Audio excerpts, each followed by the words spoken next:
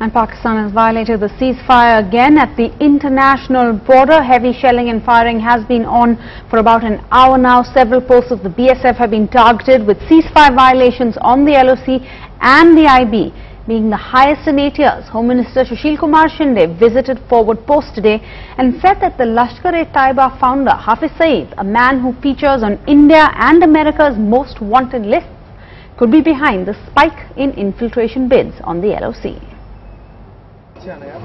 मजा आता है फाइट करने में, शत्रु पे गोली चलाने को मजा आता है।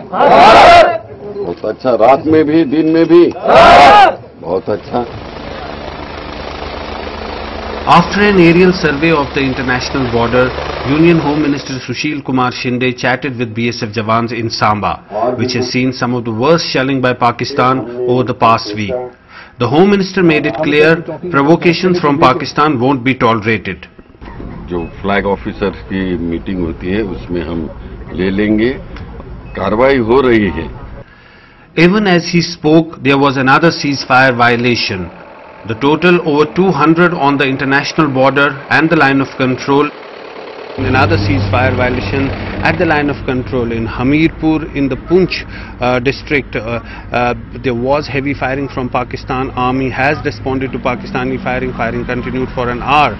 This ceasefire violation happened just at the time when Home Minister Sushil Kumar Shinde was meeting with the Jawans. He was interacting with them here at Samba.